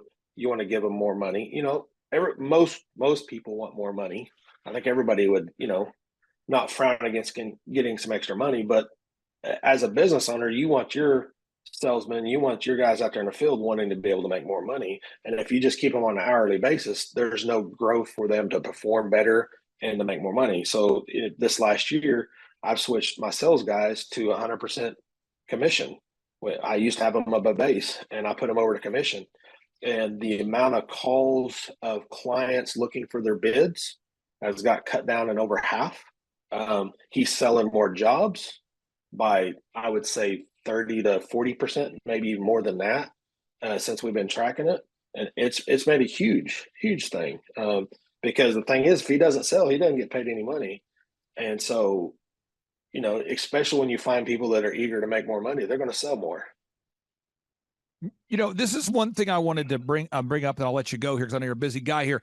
For anybody out there that doesn't know this, when I built my first company called DJConnection.com, after every event we did, I was obsessive about calling the bride after the wedding and asking them to leave us an objective review. Now, this is before Google was super relevant, so we had Wedding Wire and the Knot.com and those kind of things, or we would get video testimonials on an old school video camera we had back in the day. We would archive them, and at a certain point, I remember I talked to a bride, and she said to me, "You have thousands of video testimonials." And I said, "Oh yeah, absolutely." And then now today, people go to thrivetimeshow.com, they click on testimonials.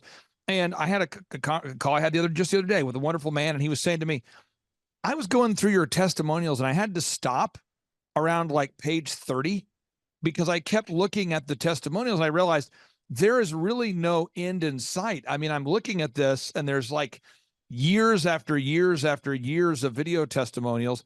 And I said, well, yeah, because we document that. That's a very important thing that we do. But I want to ask you this question. For anybody out there that's thinking about coming to one of our workshops or scheduling a free 13-point assessment with myself to go over how to grow their company, what would you say, or maybe what kind of impact do you think that business coaching with our program has made on your business? It's been huge. One of the things I've loved, the problem is a lot of times with business owners is I feel, especially with me, we come from, for my instance, I come from, I call it W-2 employee status, working for somebody and said, hey, I'm going to go out here and start my own business. Well, I didn't go to business school. Nobody's told me the next steps, what I really need to focus on. Because as you grow this business, like, what is it? You can read 1,000 books. And what's made it huge for me is to be able to come along, have you come along beside me and something go, hey, you need to focus on this and this is why. You need to focus on this and this is why. Because when we get down in what I call the trenches as a business owner, you're sitting there going, man, if all you do is focus on that, you can never focus on what you really need to do. You can't focus on your accounting and stuff like that. And it's been amazing. It's actually, I don't know how much it's grown my company so far in the last 2 years, but it is, the peace of mind is unreal, because I'm not looking at my numbers at the moment, but it has been huge. It's just like, I used to have to pay, I think we were paying in the neighborhood of $4,000 a month just for leads, just to get leads in now. 2 years ago, I mean, this time of the year, I remember some bills of $4,500 a month just to get leads that I was having to pay for. And that's only get a lead and a contact, to where now I'm paying you $1,700 a month, and I got 80 some leads last week alone, and I paid you $1,700. And to me, that was huge for my industry. That was one huge thing that just blew me away. And I'll say this too. You are a client that's more private about your numbers. That just goes with your personality type. I have some of my clients are a little bit more flashy. They love to talk about their gross sales and their sales. But I can say this, I was looking at year over year. So you take the month of May when we're recording this, and you look at this week last year, and last week you had 8 leads. So last year, this week you had 8 leads from what I can tell on the tracking sheet.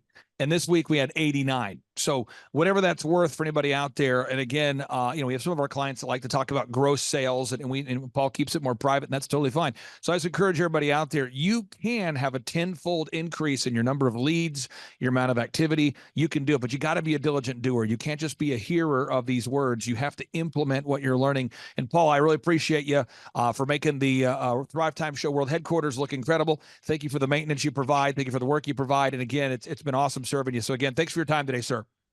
Hey, thank you, Clay. Have a great day, bud. Take care. Bye. All right, bye.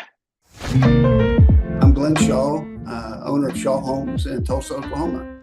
Started the company in 1985. At that time, it was one employee doing everything, me. I met Aaron Antis in 2007. The top 3 things that Aaron did for Shaw Homes was he brought in processes that helped us be able to repeat over and over. He brought in unique hiring skills. He was able to find the right people for the right seat on the bus. And Aaron brought sales techniques that we weren't familiar with up until that time. When Aaron came, we were selling about 80, 85 houses a year. And during the 16-year period, we saw sales get up over 400.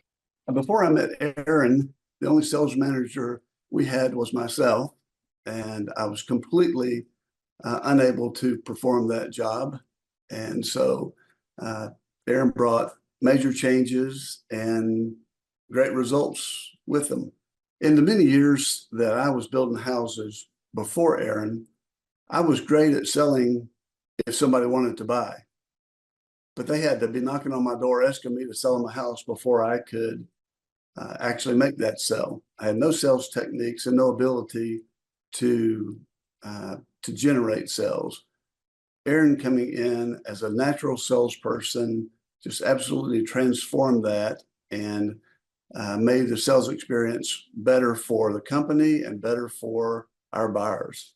Well, prior to Aaron, I would work all week for the company. I'd sit in the model home over the weekend, and I had a salesperson or two, but I was actually out there all weekend working that. Since hiring Aaron, I was able to take my weekends off, even reduce my workload during the week. I went from working 60, 70 hours a week to almost a normal workload. So I've been a member of the Builder 20 program in the National Association of Home Builders for 25 years, 20 years. And during that time, I've seen a lot of sales managers with the other companies that have been involved. And in my opinion, Aaron is smarter and sharper than any sales manager of any builder that's ever been in our group. Now, some markets, they don't have to try to sell, they just sell themselves. But with the ability to sell and to train and hire, Aaron was better than any of those sales managers that were in my program. Well, I remember when I considered hiring Aaron many years ago, the thought of spending the extra money was a little scary, but in hindsight, it was one of the best things I've ever done. It freed my time, increased our sales, and at the end of the day, increased our profitability beyond my wildest expectations.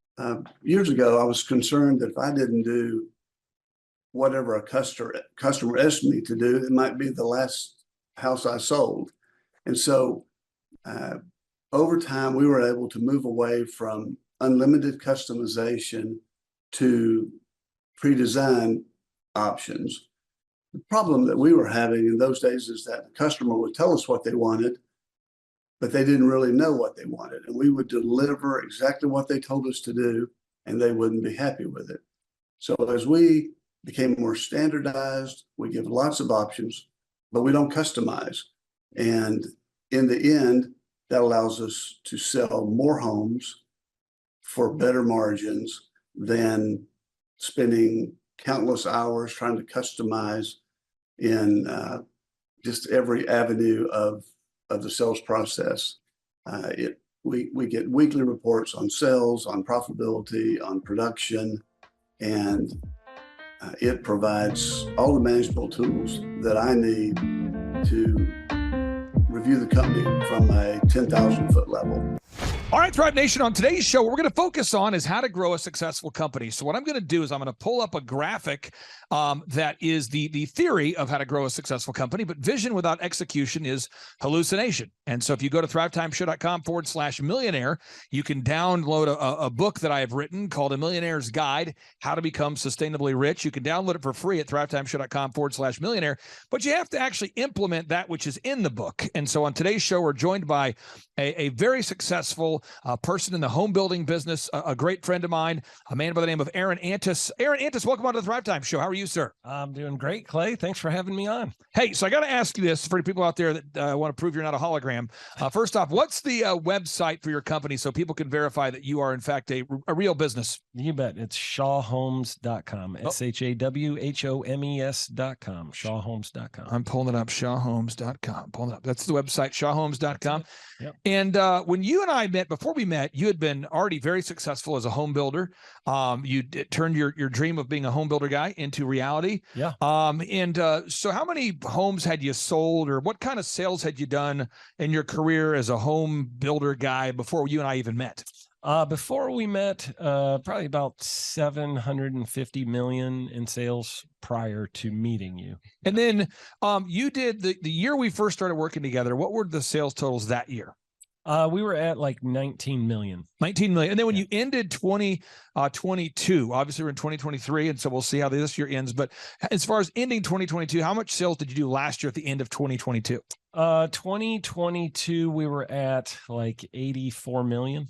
Okay, so from 19 million to 84 million. 84 million. So you're doing some things right here. And what we're going to try to do is kind of demystify the plan here. Okay, so here we go. So establishing revenue goals. Yep. when you and I first started working together, we started off with a 13-point assessment. We went over your goals. I'm not going to ask you to share your goals on the air, but why is it important that you have goals?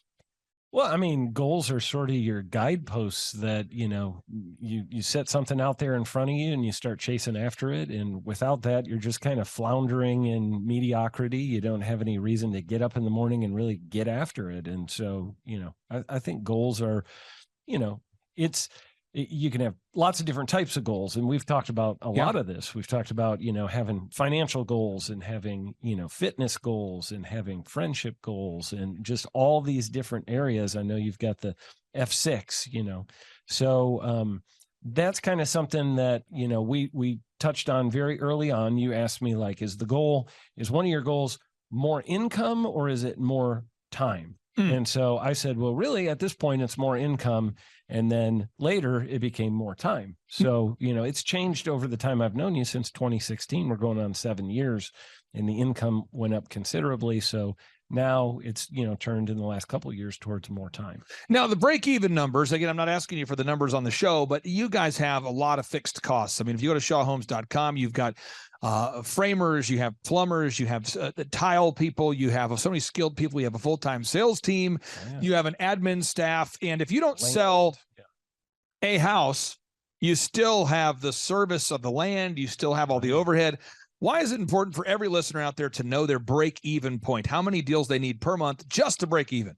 Well, yeah, because you're going backwards real quick, and it doesn't take very long if you're at the beginning of your business. It doesn't take very long for you to be in a place where, the creditors are knocking at your door and you're, you can't pay your bills, and all of a sudden you're going to lose all for us, all of our trades, all of our suppliers are going to start backing out. So, you've got to know what that number is that lets you tread water so that, okay, this is the worst case scenario. Everything above that, at least I'm into the profit zone. So, you go out of business pretty quick. Most businesses don't last more than just a few months if they get below that break-even number. So now, folks, again, these might seem like simple steps, but they're all the linear steps you have to take to create time freedom and financial freedom.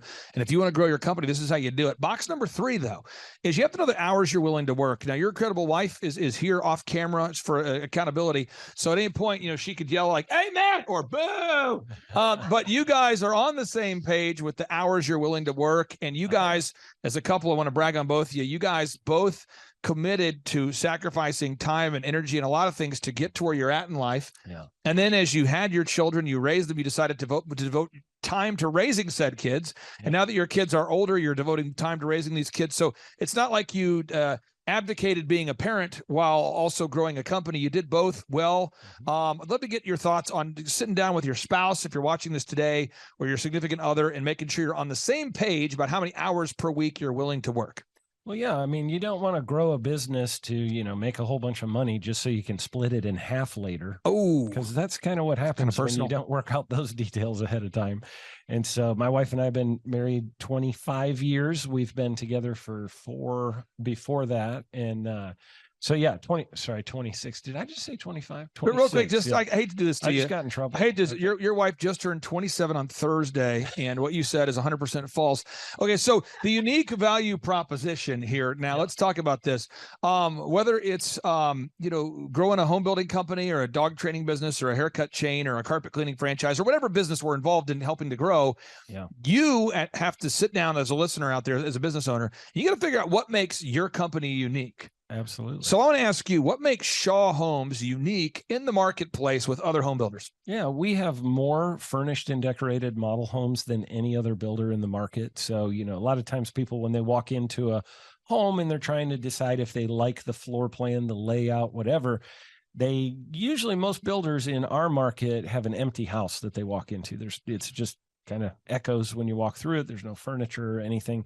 And we completely, as you can see in this little video here, we completely furnish and decorate it, make it beautiful. We are the most award-winning builder in the state of Oklahoma. That's true. We've won like 5 times as many awards as any other builder in the market. So definitely that is one of our big, takeaways. And I'm going to throw you under the bus real quick, and I don't mean to do this super passively aggressively. It'll just be more of a subtle passive aggressive. When I met you, you guys had all these awards, but no one knew. That's true. It was like this weird, bizarre thing where you had all these awards. I remember talking to you, and I'm like, what makes you guys different? And you're like, we do a good job. And you're being nice about it. You're a good salesperson. But I said, well, I mean, tell me about the awards. And you're like, well, we got this award, that award. This is true. This award, like 45 minutes later, it's like that award, this award. I need to shave now. This award. That award, I need to go brush my teeth. This award, that award, I want to go mow the lawn now. This award, that award, I'm thinking about retiring. This award, that my kids are turning 18. I can see it. This award, you're just going, and this award, and that award. And so we put those on the website, and that helped. And the other thing you guys we needed to change was all these people were saying great things, but we didn't have video reviews of them saying it on camera. Right. So it was like your online reputation didn't match your real world reputation. You had so much good momentum there, and so many people loved you guys. And now you guys have, would you say, 100 video reviews? Oh gosh, I would say more than that. We've got, we have a lot. And every week you could just keep scrolling and scrolling and scrolling. I was scrolling. And this is actually all that's on this page. If you go to our YouTube channel, we have way more than this. So yeah. So again, and this is all the stuff. You're going to grow a successful company, folks. Step 1, you got to figure out your revenue goals. Step 2, you got to figure out your break-even goals. Step 3, sit down for an hour in a power. Sit down with your spouse. Make sure that you guys are on the same page of your hours you're willing to work. Step 4, unique value proposition. Figure out what it is that makes you unique. And we have an in-depth guide that you can download for free at thrivetimeshow.com/millionaire if you get stuck. Next box, you got to improve your branding, your website, your one sheet, in your case, model home presentations, business cards, social media branding. Everything that a customer sees needs to be first class. And I was talking to a guy named Ronnie Morales today, and it's Morales Brothers. I think you met him at a conference. He told me this, and I'm not slamming Ronnie. Ronnie, if you're listening, I'm not slamming you. This is the real thing. Ronnie said he listened to our show for 7 consecutive years before ever reaching out. And now he's reached out and he's up 57% in about 8 months. That's awesome. And we're going to put his story on part 2 of today's show because he's in Texas and he's 7 years behind you. Yeah. But he's doing a great job. Good for him. What do you think that thing is where people have bad branding and they are not, is it, we're not aware of it? Is it someone hasn't brought it to our attention? What causes bad branding? The number one thing I hear business owners say is, well, I don't really need good branding because I sell everything by word of mouth. Oh yeah, baby. Like I've got such an incredible reputation. You do. That everybody just comes to me by word of mouth. Yeah. And then it's like, okay, yeah, but how much business did you do last year? Well, not very much. And, I'm really unprofitable, but I've got great, reputation out there and I get a lot of word of mouth. So when people switch over to starting to improve branding, I know you helped us a lot with that in just creating a lot better looking website, creating we've got an office environment now that is, when people walk into our model home, they are blown away. We truly wow our customers when they come to our model homes. Yep. It's a one-of-a-kind experience in the state of Oklahoma. And the process of that, just going through branding it so that it looks really top notch. And, that includes everything from, marketing to all of your senses and everything else. So it just really brought us to another level. And when the customer comes in and experiences us after having walked through other builders' homes, they usually come in and go, you guys are just on a whole nother level. It's sights, sounds, smells, experiences, everything that your customer sees, they're grading you on. And you might not know that they are even judging you because they're not filling out the form. And I have a funny story to share with you that's kind of sad. I was working with a fitness guy years ago, and I'm not going to tell you what state he's in or what city, folks, but I know you want to know, but I'm not going to tell you. And he filled out the form because his wife wanted him to schedule a 13-point assessment. He did not want to. Yep. And he tells me, Clay, honestly, I'm just doing the call because my wife wants me on the phone. I don't get leads from social media. I don't get leads from marketing. I get all my leads word of mouth, like you were saying. And I said, well, let me just do this. Let's just, this first month working together, let me get all the passwords for your Facebook, your Google, your YouTube. And as the first month, we do this with every single client. Yeah. We optimize your YouTube, your Facebook, your Instagram, your Twitter, all that. Yep. We log on. This is a fitness guy. He was spending like $400 a week every week on ads. Yeah. And he wasn't aware that every time a lead came in, it got stuck in Facebook and went to an email address that he wasn't checking. Whoa. So think about this. That's not good. And it's like 15 to 20 leads a week for years this guy had. That's not good. And he didn't even. And so I'm going. You're spending $20,000 a year on ads that you're not getting things from. And are you aware that the phone number on your site rings to a phone that's no longer a real phone? And I'm serious. This was real. And then he had before and after photos where somebody had the idea of let's get before and after photos. Where you interview someone before they start working out. Yeah. But then they never completed the thought. You know what I'm saying? I do. Where it's like they interview them about getting in shape. Yeah. But then they never actually aired the part where they're in shape. Oh no. So it's just sort of like an interview with people that are not in shape. And I'm like, and again, he's busy guy, busy entrepreneur. That kind of stuff is very common. It's kind of laughable if it's not your company. Yeah. But okay, next box. You got to determine your customer acquisition costs. How much does it cost you to get a customer? So Aaron, you guys run ads on Google, on Facebook, on retargeting ads. You have massive signage. There's a lot of stuff you do. Yep. Why is it important to know how much it costs you at the end of the day to get an actual new buyer of a Shaw home? Well, because if you want more of those, you know what it costs to go generate more of those. And it's a cost where it's like, okay, well, I'm down in sales this month or this quarter or whatever, and I need 4 more sales to make it a good quarter here before the end of the quarter. And it's like, I know I can go put money into that and it's going to cost me X number of dollars per customer to get there. And so then it's just a matter of, do I want to spend that money to get to that point? So, for us, it's, a pretty high number because it's a big ticket item, but for some people it might be, very small to get that, each customer. But for us, it's, you got to know what the number is, because ultimately that goes into the price of your product, and whatever you sell, we're doing homes. That is one of our line item costs in our homes. That's what costs. Yeah. Now, if you go to any of the businesses that I'm involved in, you go to eitrlounge.com/staff. I put in the password here. Once I put in the password, I have all of the documents needed to run the company, and they're all saved. So the checklist for the manager, the opening checklist for the assistant manager, the bathroom cleaning checklist, everything needed to grow the company's all in one place. And therefore, the business, everybody who works there knows where to go to find those documents. This is the kind of stuff that fires me up and it makes other people crazy. Oh, yeah. So with the conferences we do, if we ever do a conference that's out of town, I have a checklist of stuff I print out. I know it seems kind of crazy for people, but this is real. I print it out and it's like, okay, socks. If I'm gone for 4 days, I want to have 12 pairs of socks. Why? Because it could be hot. I don't know. Could get wet. I don't know. I have a list of, deodorant and socks and shaving, and I have a laptop and a backup laptop, and I have patch cables and XLR cables, and we bring 3. You've seen all this stuff, but it's multiple monitors, backup monitors. It's backups for everything. When you guys build a Shaw home, you're not moving off of guesswork. There's blueprints, there's plans, there's systems, so houses don't fall down. There's somebody out here listening right now that doesn't have systems in place. They don't have checklists. Oh, yeah. They don't have it, and so they have to think about everything all the time, because if not, they forget a step. Yeah.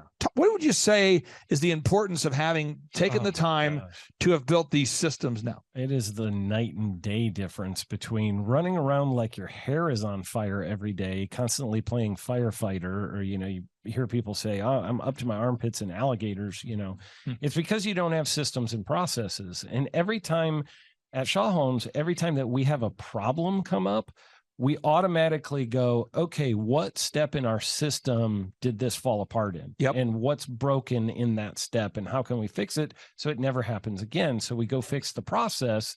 We address the problem for the customer, but then we go back after that and we go, how do we fix the process so we don't repeat this problem? And the business owners that are running around with their hair on fire all the time, it's because there's no systems, no processes. Everything is urgent. Everything is hair on fire. Correct. And it is a chaos world that you live in. And if you're going to build homes for a living and build a lot of them, you cannot live in that chaos world. Now, this next box, I get excited about all these boxes. This is what I get excited about. This right here is what I care about. Okay. Oh, yeah. The next box is management and execution. You have people on your team, and I'm just going to give some examples, and I hope this benefits somebody out there listening. You have people on your team. It's their responsibility every time that you do a new house. They go out there and they design, or they get the blueprint on the website. Yep. They get the new design of the home, because people want to see floor plans. Yep. So somebody's job is to get those up there. Yes. Somebody gets photos of every house that you guys are building. Yeah. Somebody gets videos of every house.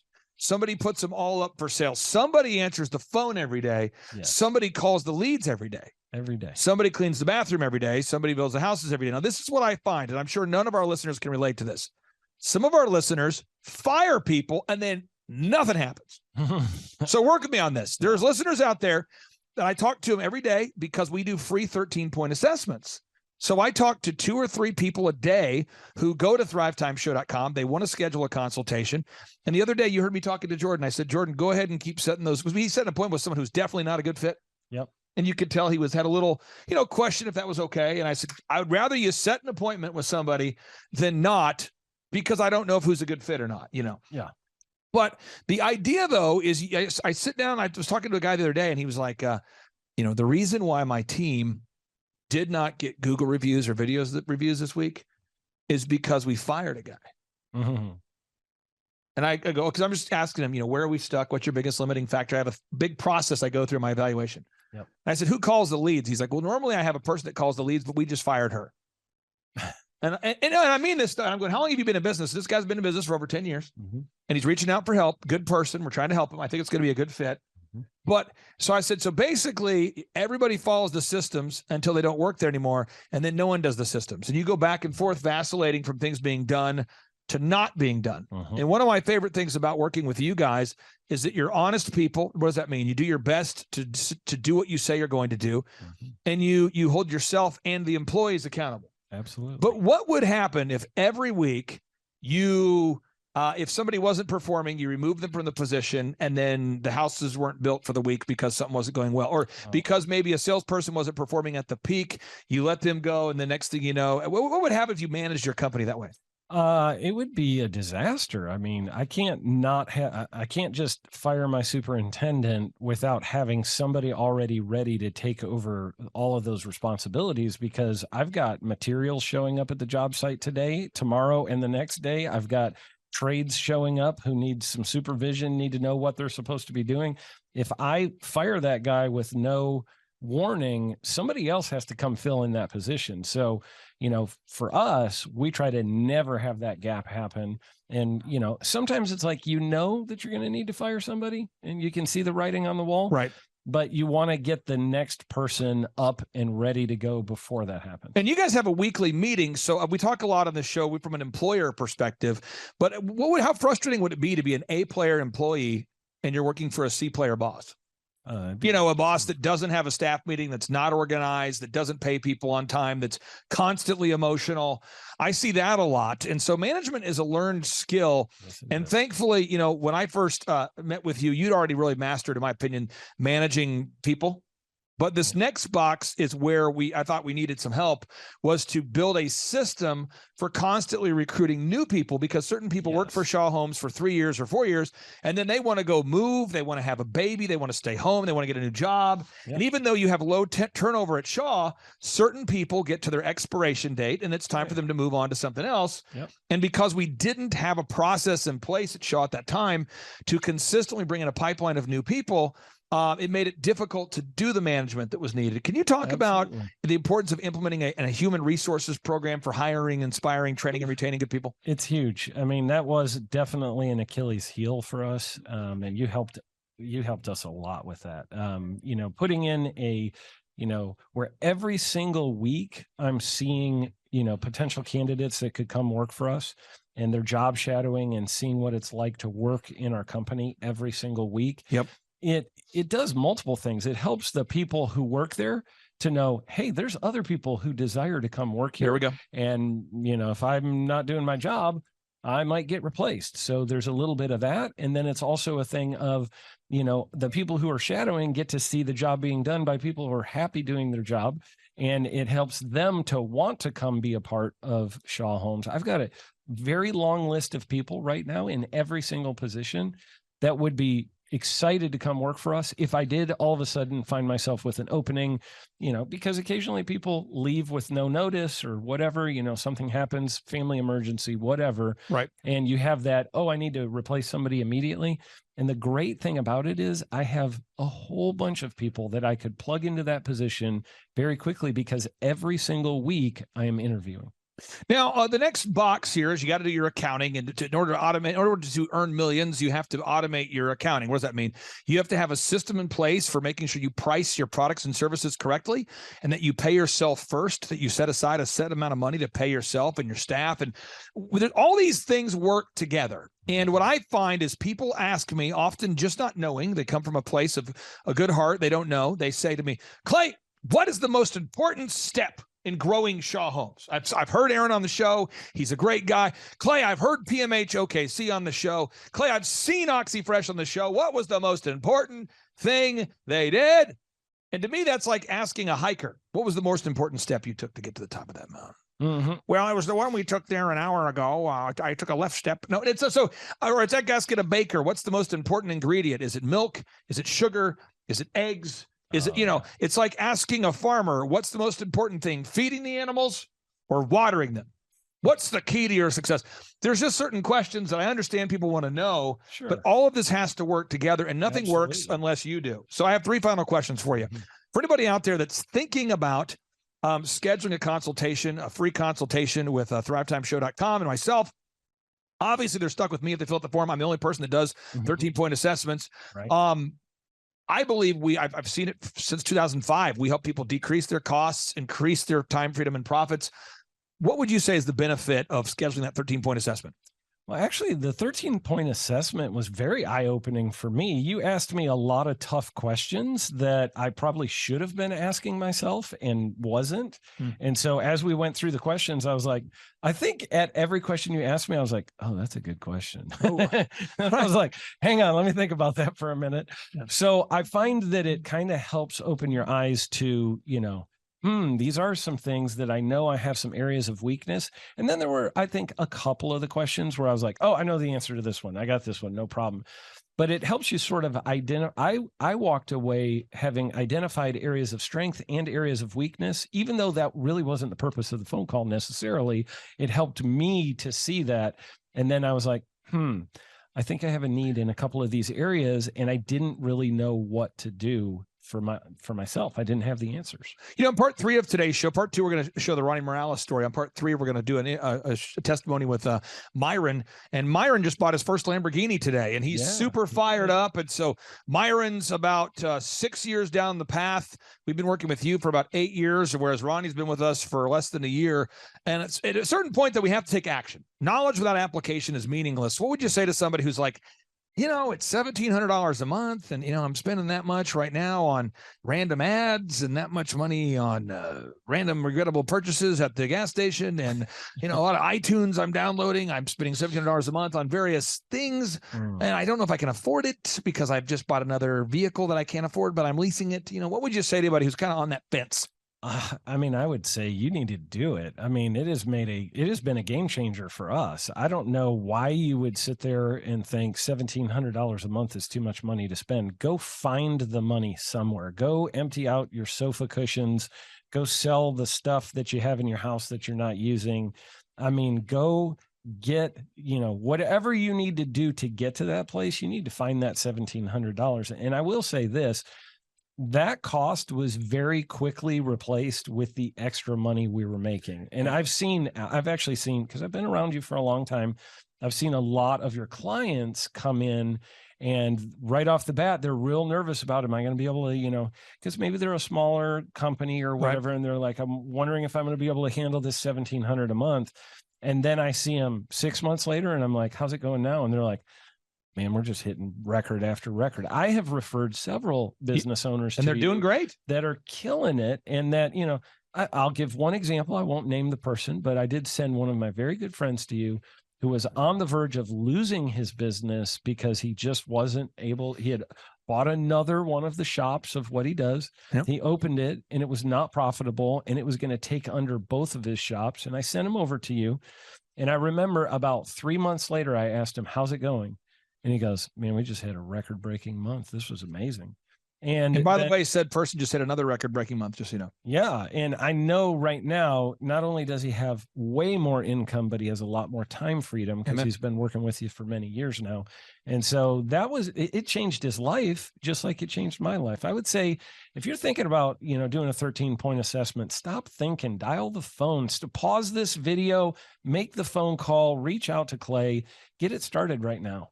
Now, final question I have is, I think people look at oxyfresh.com and they go, man, there's 500 locations now. Yeah. They look at Elephant in the Room and they go, there's 5 brick and mortar locations now. They look at Shaw Homes and they go, these are big success stories. Yeah. I don't know that I can do it. What would you say to somebody out there that just feels like they might not have all this stuff they're going to learn is going to be over their head, too complicated? What would you say? I would say the information, the ideas are easy. It's the application that is difficult for people. The ideas that you share, there's nothing that's like, oh my God, I don't have a PhD, therefore I can't do it. I feel like it's all very, very simple stuff, but it is a lot of action to get traction. And you got to get the action going. And I think if somebody has diligence and discipline, or can learn diligence or discipline, they're going to do extremely well. And it's not about education, it's about action. Now, Aaron, I got one thing I want to say, and then we'll kind of wrap up today's show, okay, with a boom, because boom stands for big, overwhelming, optimistic momentum, and that's what's required to have success. People watching this, they're going, well, Aaron, he looks like a normal guy. Well, that's true. They say, well, he sounds like a normal guy. Sounds like an all right guy. That's true. But the one thing you can't quite picture on the show, and I want to just give that gift to you folks who are watching, is Aaron smells tremendous. It's like if you had smell-o-vision, if you could just get up there and just smell that thing, it's incredible. And it's really, it's his aroma that allows him to achieve massive success. So if you're out there and you're going, what's the secret sauce? It's not a sauce. It's more of just a smell. So I don't know if you qualify to have the kind of success he has unless you smell like he smells. It's a really tremendous smell. Okay, let's end this thing with a boom. Here we go. 3, 2, 1, boom. JT, do you know what time it is? 4:10. It's Tebow time in Tulsa, Jerusalem, baby. Tim Tebow is coming to Tulsa, Oklahoma. During the month of Christmas, December 5th and 6th, 2024. Tim Tebow is coming to Tulsa, Oklahoma in the 2-day interactive Thrivetime Show Business Growth Workshop. Yes, folks, put it in your calendar. This December, the month of Christmas, December 5th and 6th, Tim Tebow is coming to Tulsa, Oklahoma in the Thrivetime Show 2-day interactive business growth workshop. We've been doing business conferences here since 2005. I've been hosting business conferences since 2005. What year were you born? 1995. Dude, I've been hosting business conferences since you were 10 years old. And a lot of people, have followed Tim Tebow's football career on the field and off the field. And off the field, the guy's been just as successful as he has been on the field. Now, the big question is, JT, how does he do it? Well, they're going to have to come and find out because I don't know. Well, I'm just saying, Tim Tebow is going to teach us how he organizes his day, how he organizes his life, how he's proactive with his faith, his family, his finances. He's going to walk us through his mindset that he brings into the gym, into business. It is going to be a blasty blast in Tulsa, Jerusalem. Folks, I'm telling you, if you want to learn branding, you want to learn marketing, you want to learn search engine optimization, you want to learn social media marketing, that's what we teach at the Thrivetime Show 2-day interactive workshop. If you want to learn accounting, you want to learn sales systems, you want to learn how to build a linear workflow, you want to learn how to franchise your business, that is what we teach at the 2-day interactive Thrivetime Show business workshop. Over the years, we've had the opportunity to feature Michael Levine, the PR consultant of choice for Nike, for Prince, for Michael Jackson. We've had the top PR consultant in the history of the planet has spoken at the Thrivetime Show workshops. We've had Jill Donovan, the founder of RusticCuff.com, a company that creates apparel worn by celebrities all throughout the world. Jill Donovan, the founder of RusticCuff.com, has spoken at the 2-day interactive Thrivetime Show business workshops. We have had the man who's responsible for turning around Harley Davidson, a man by the name of Ken Schmidt.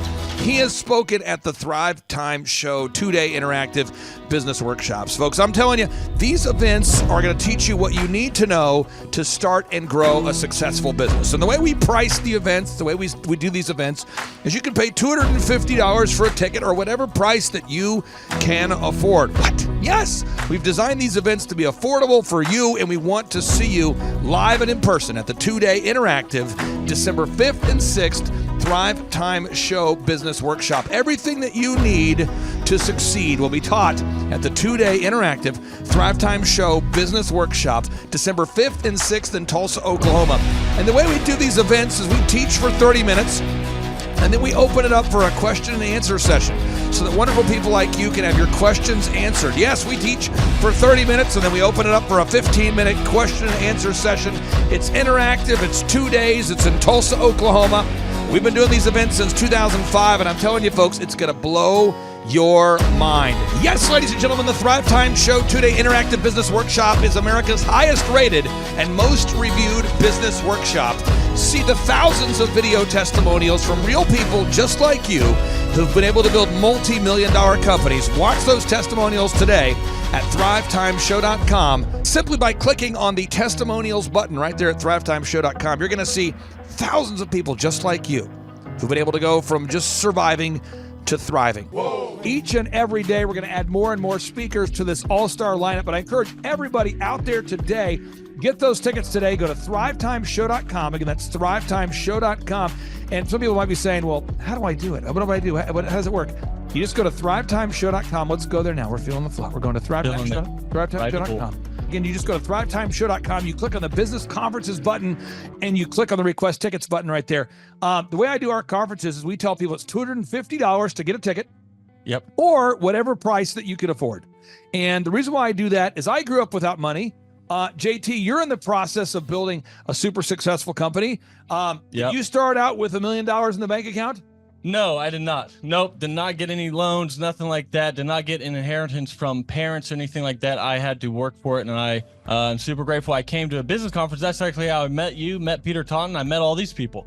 So if you're out there today and you want to come to our workshop, again, you just got to go to thrivetimeshow.com. You might say, well, who's speaking? We already covered that. You might say, where's it going to be? It's going to be in Tulsa, Jerusalem, Oklahoma. And someone says, Tulsa, Jerusalem. I'm really trying to rebrand Tulsa as Tulsa, Jerusalem, sort of like the Jerusalem of America. But if you type in Thrivetime Show and Jinx, you can get a sneak peek or a look at our office facility. This is what it looks like. This is where you're headed. It's going to be a blasty blast. You can look inside, see the facility. We're going to have hundreds of entrepreneurs here. It is going to be packed. Now, for this particular event, folks, the seating is always limited because my facility isn't a limitless convention center. You're coming to my actual home office, and so it's going to be packed. Who? You're going to come. Who? You? I'm talking to you. You can just get your tickets right now at thrivetimeshow.com. And again, you can name your price. We tell people it's $250 or whatever price you can afford. And we do have some select VIP tickets, which gives you an access to meet some of the speakers and those sorts of things. And those tickets are $500. It's a 2-day interactive business workshop, over 20 hours of business training. We're going to give you a copy of my newest book, The Millionaire's Guide to Becoming Sustainably Rich. You're going to leave with a workbook. You're going to leave with everything you need to know to start and grow a super successful company. It's practical, it's actionable, and it's Tebow time right here in Tulsa, Jerusalem. Get those tickets today at thrivetimeshow.com. Again, that's thrivetimeshow.com. Hello, I'm Michael Levine, and I'm talking to you right now from the center of Hollywood, California, where I have represented over the last 35 years 58 Academy Award winners, 34 Grammy Award winners, 43 New York Times bestsellers.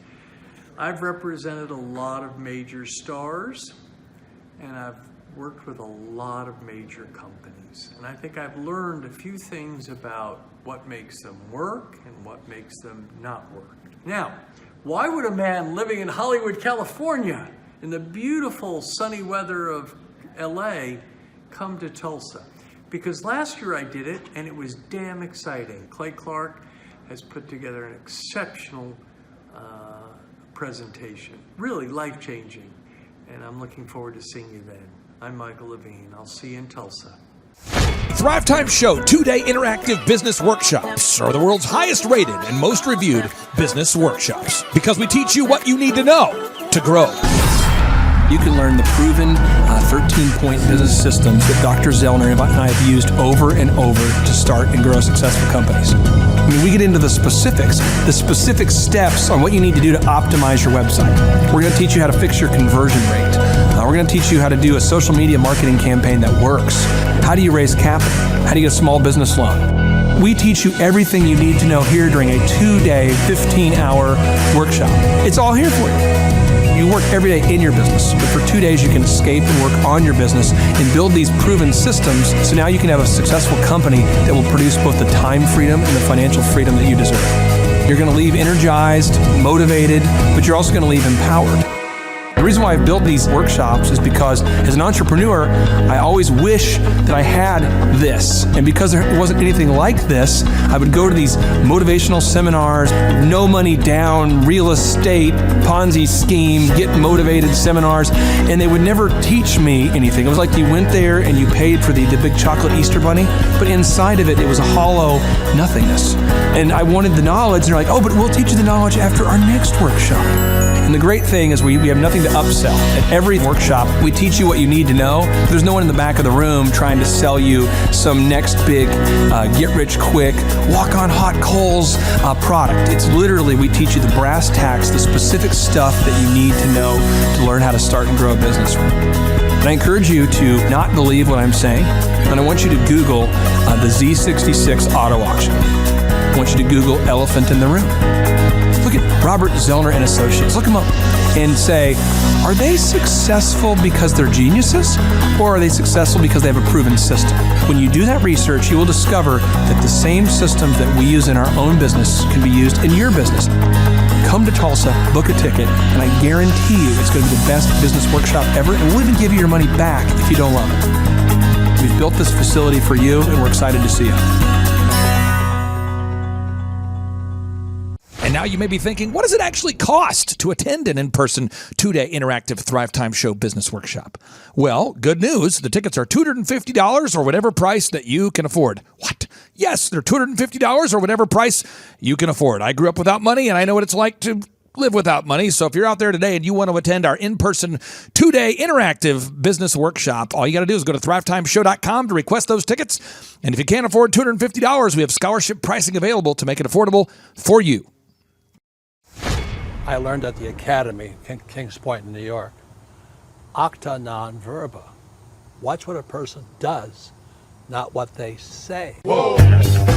Good morning, good morning, good morning. Robert Kiyosaki, the Rich Dad Radio Show. Today I'm broadcasting from Phoenix, Arizona, not Scottsdale, Arizona. They're close, but they're completely different worlds. And we have a special guest today. Definition of intelligence is if you agree with me, you're intelligent. And so this gentleman is very intelligent. I've done his show before also, but very seldom do you find somebody who lines up on all counts. And it's a Mr. Clay Clark. He's a friend of a good friend, Eric Trump. But we're also talking about money, bricks, and how screwed up the world can get in a few and a half hour. So Clay Clark is a very intelligent man, and there's so many ways we could take this thing. But I thought, since you and Eric are close, Trump, what you're saying about what Trump can't, what Donald, who's my age, and I can say or cannot say. First of all, I have to honor you, sir. I want to show you what I did to one of your books here. There's a guy by the name of Jeremy Thorne, who was my boss at the time. I was 19 years old, working at Faith Highway. I had a job at Applebee's, Target, and DirecTV. And he said, have you read this book, Rich Dad, Poor Dad? And I said, no. And my father, may he rest in peace, he didn't know these financial principles. So I started reading all of your books and really devouring your books. And I went from being an employee to self-employed to the business owner to the investor. And I owe a lot of that to you. And I just wanted to take a moment to tell you thank you so much for allowing me to achieve success. And then I'll tell you all about Eric Trump. But I just want to tell you thank you, sir, for changing my life. But not only that, Clay, thank you, but you become an influencer. More than anything else, you've evolved into an influencer where your word has more and more power. So that's why I congratulate you on becoming. Because as you know, there's a lot of fake influencers out there too, or bad influencers. Yeah. So anyway, I'm glad you and I agree so much, and thanks for reading my books. Yeah. That's the greatest thrill for me today. Not a thrill, but recognition is when people, young men especially, come up and say, I read your book, changed my life. I'm doing this, I'm doing this, I'm doing this. I learned at the Academy, Kings Point in New York. Acta non verba. Watch what a person does, not what they say. Whoa.